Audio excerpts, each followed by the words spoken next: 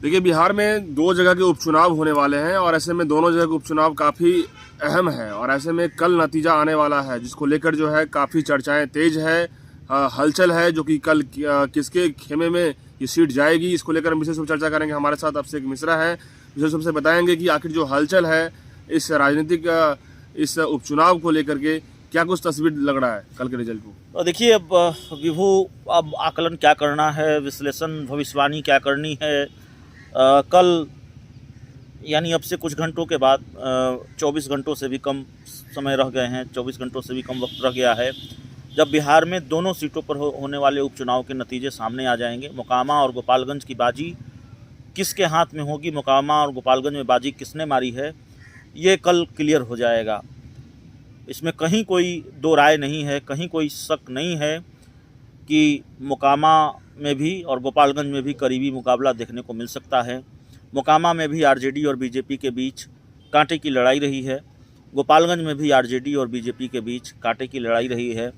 तो कल जब नतीजे आ रहे होंगे तो तस्वीर 2020 मैच वाली होगी। वैसे भी क्रिकेट और राजनीति में बहुत समानताएं हैं। क्रिकेट को राजनीति को क्रिकेट की तरह अनिश्चितताओं का खेल कहा जाता है। तो 2020 मैच कल दिखेगा, कौन किस पर कितना भारी पड़ेगा, कौन किस पर कितना भारी पड़ा। अनंत सिंह अपना गढ़ बचा पाने में कामयाब रहे मोकामा में, या फिर बीजेपी ने सेंध लगा ली। गोपालगंज में बीजेपी अपना गढ़ बचाने में कामयाब रहे, या आरजेडी ने सेंध मारी कर दी। आरजेडी का खेल साधु यादव ने क्या खेल बिगाड़ दिया, आखिरी वक्त में चिराग पासवान की एंट्री से क्या खेल बदल गया। देखिए, तो एक नहीं कई सवाल हैं विभू इस उपचुनाव को लेकर, और उन सवालों के जवाब मिलने हैं। कई लोगों का जो राजनीतिक भविष्य है वो इस उपचुनाव पर टिका हुआ है, खासकर चिराग पासवान का। चिराग पासवान की आखिरी वक्त में एंट्री होती है, इसमें कहीं कोई दो राय नहीं है कि उनका जो मोकामा में, गोपालगंज तो मैं नहीं गया, मोकामा में जो रोड शो था वो बहुत भव्य था और बीजेपी ने बिल्कुल उनको हाथों हाथ लिया है। बीजेपी उनको बहुत भाव भी दे रही है। मोकामा का रोड शो एक सफल रोड शो कहा जाएगा। लोगों का हुजूम था, भीड़ थी, जिसको देखकर नेता खुश होते हैं, अपनी उपलब्धि मानते हैं। तो वो था मोकामा में। अब वो वोटों में कितना तब्दील हुआ, ये चिराग पासवान के लिए बहुत महत्वपूर्ण है, क्योंकि बीजेपी ने बहुत भरोसा किया है चिराग पासवान पर। तो ये सारी चीज़ें चल रही हैं। मोकामा और गोपालगंज दोनों सीट महत्वपूर्ण है, और हम लोग इसको लेकर बात करते उससे पहले एक और खबर आ गई कि कुढ़नी की सीट पर भी उपचुनाव होना है। तो बिहार की राजनीति में अभी बहुत कुछ हो रहा है, और कल के बाद भी बहुत कुछ होना है जब नतीजे आ जाएंगे। अब देखिए, जो आपने बताया कि कोहनी की सीट को लेकर काफ़ी जो है एक बार फिर सियासत में एक नया भूचाल आया है कि आखिर ये सीट जो है आरजेडी के हाथों से गया है।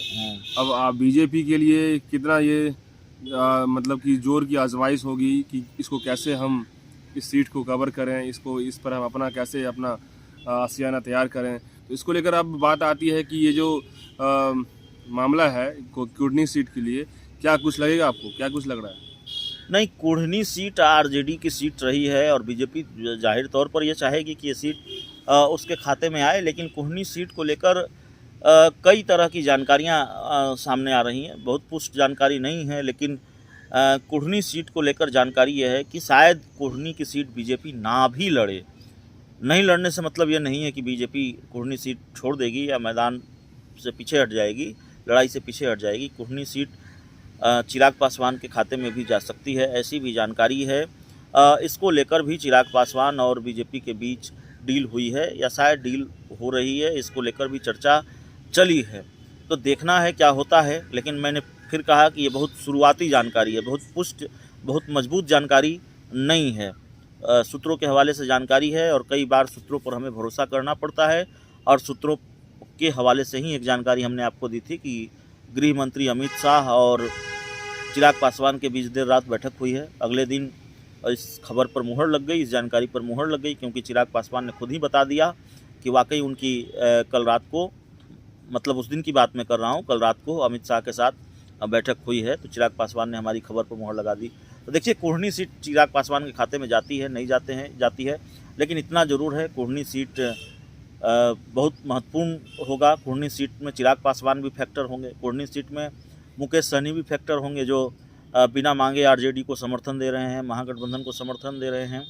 तो बहुत महत्वपूर्ण है, मतलब और कल पर भी हमारी नज़र रहेगी। मतलब कल बीजेपी वर्सेज जो आरजेडी महागठबंधन की बात आती है, क्या जी। खुर्नी सीट पे नहीं होगा, चलेगा?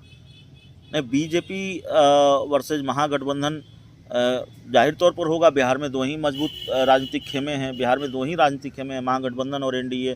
तो ऐसे में लड़ाई दोनों के बीच ही होनी है, तो कुर्नी सीट पर भी वो दिखेगा जो मोकामा और गोपालगंज में दिखा है।